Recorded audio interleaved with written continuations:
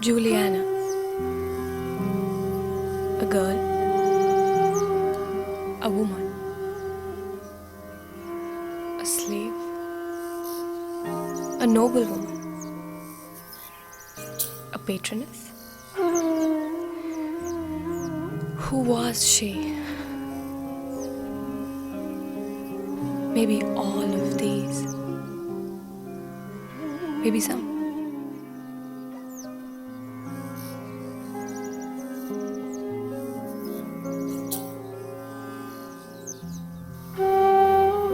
We imagine we are tracing Juliana's footsteps.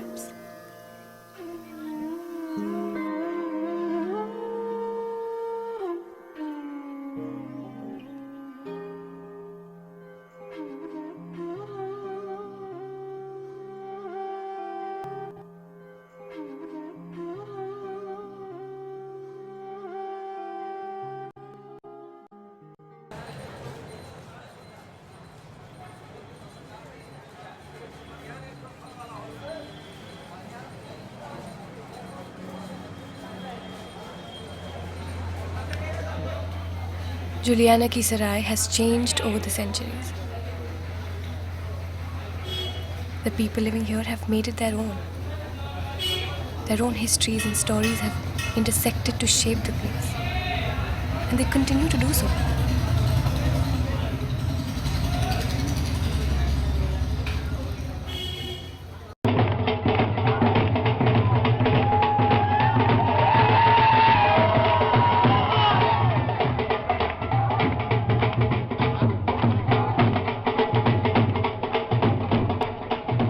In Sarai Jullena, we find no trace of Juliana or her times, except for the name. Yet, no one knows who Juliana was. It is just the place where they live.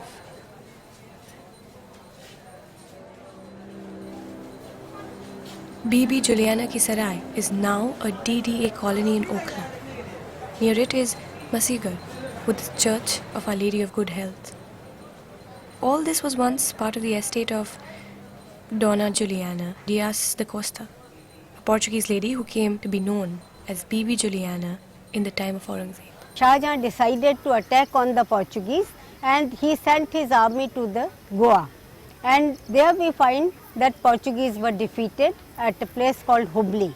And there many Portuguese were made captives and they were brought to Delhi.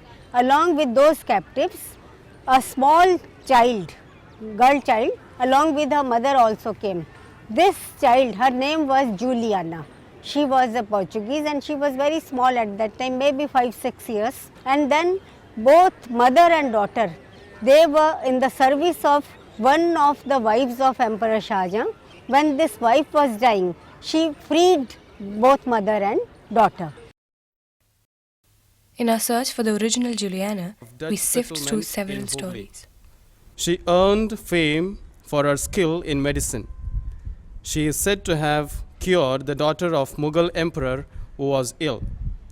Aurangzeb gave Juliana this estate as dowry on her marriage to the adventurer Philip de Bourbon. What did Juliana look like? We don't know. Manuscript is silent because we do not find, only we find what kind of dress she was wearing when she was spending her life in harem. But what I visualize, to me it seems that she might be fair, she might be thin, she might not be very fat because the way she was eating, the description is given that she was very fond of khichdi. So it seems that she was thin, medium-sized person. She might be looking very graceful.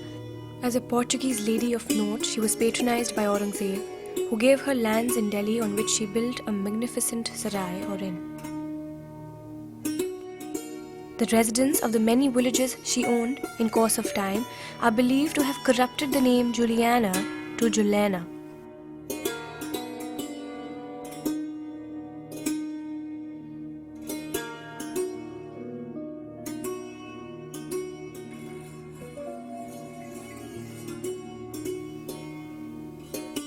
don't know what Juliana ki Sarai looked like. What were its gates like? Did it have a tree in the courtyard? Who was the housekeeper? When she travelled, did she stay at the Sarai named after her? Someone else who traced the history of Juliana ki Sarai is R.V. Smith, a writer with a special interest in Sarais of Delhi. She practiced great austerity and was a patroness of the poor and needy. Perhaps she was.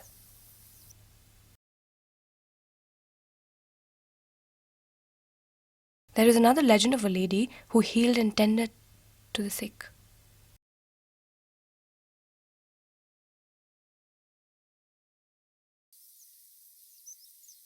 Is it human tendency to make saints out of good common people?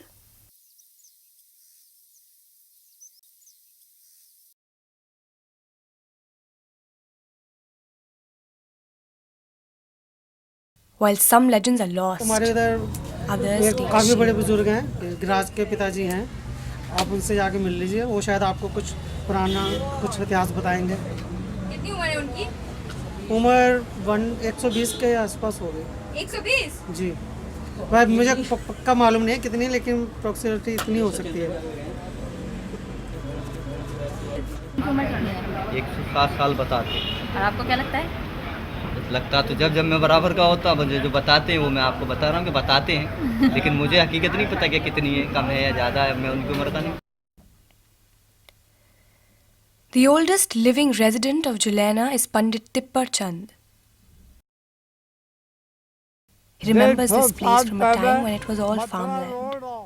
ये Julian Bhatiyari की सराय थी, उसके नाम पे सराय जुलेना प्रसिद्ध है ये।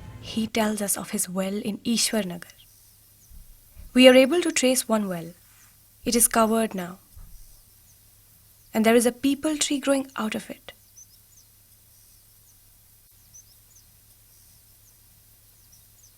Did it suffer this fate because it is a part of the commons, with no one to take care of it?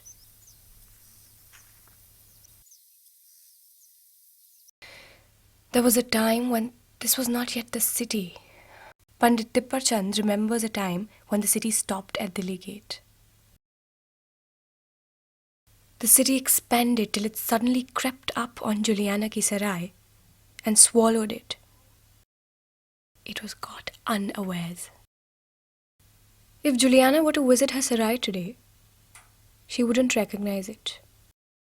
Our gaze becomes Juliana's gaze. We are confronted with strangers, with newness.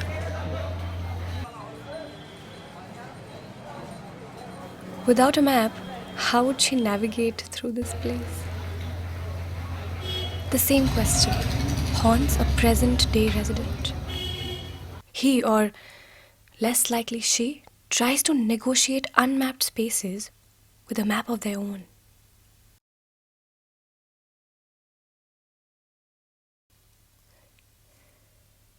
History is like a building, perhaps a house with many rooms. Some of us live in some in others. Some rooms we lock and keep locked. Some rooms we are locked out of.